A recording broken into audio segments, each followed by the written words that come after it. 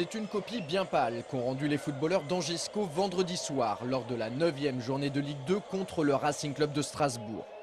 Devant les quelques 6500 spectateurs présents au stade Jean-Bouin, les joueurs de Jean-Louis Garcia n'ont pu faire mieux qu'un triste 0-0 face à la lanterne rouge du championnat.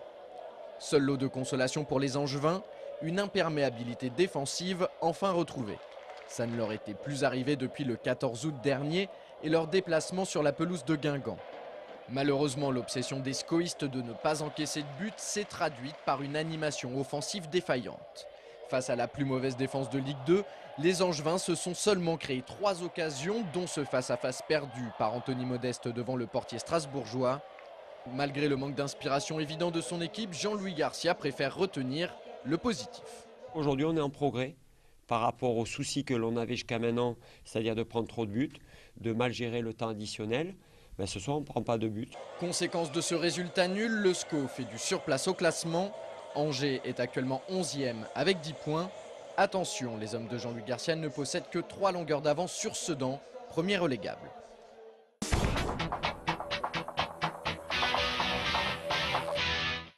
Strasbourg, c'était aussi l'adversaire du week-end des Ducs d'Angers. Mais rassurez-vous, ce match-là était bien moins ennuyeux que celui de la veille au stade Jean-Bouin. Ça a d'ailleurs commencé très fort pour les visiteurs de ce samedi soir. Après seulement 2 minutes et 39 secondes de jeu, les Strasbourgeois avaient déjà passé 2 buts aux hockeyeurs angevins. Cet orage aura au moins eu le mérite de réveiller les Ducs. Pour le plus grand plaisir des 700 spectateurs qui avaient fait le déplacement à la patinoire du Haras, les Angevins vont répondre aux Strasbourgeois avec pas moins de 7 buts.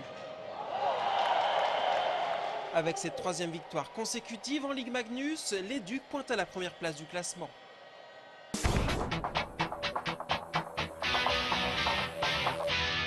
En handball, le club d'Angers-Noyant a réalisé une belle performance vendredi soir à Villeurbanne.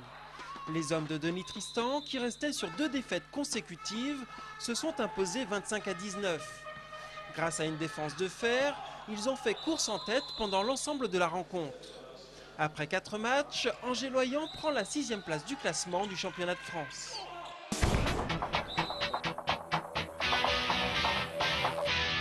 En basket, l'Étoile d'Or Saint-Léonard a chuté samedi soir en terre picarde.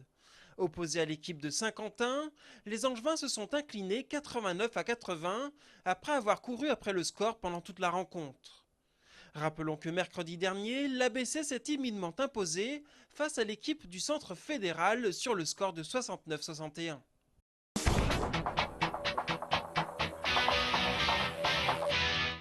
En tennis de table, la Vaillante a sèchement été battue en Allemagne.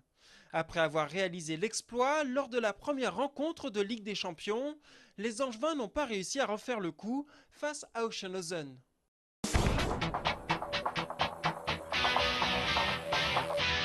Pour finir, notez que les 2 invités de Sport 7, Éric Berruet et Erwan Rouxel, nous raconteront leur participation en août dernier à l'Ultra Trail du Mont Blanc. Une course incroyable tout autour du plus haut sommet d'Europe, 166 km, 9400 mètres de dénivelé positif, le tout en un peu moins de 30 heures pour Éric, 35 heures pour Erwan. C'est bien simple, ils n'ont tout simplement pas dormi, ils sont allés au bout d'eux-mêmes et ils sont arrivés heureux.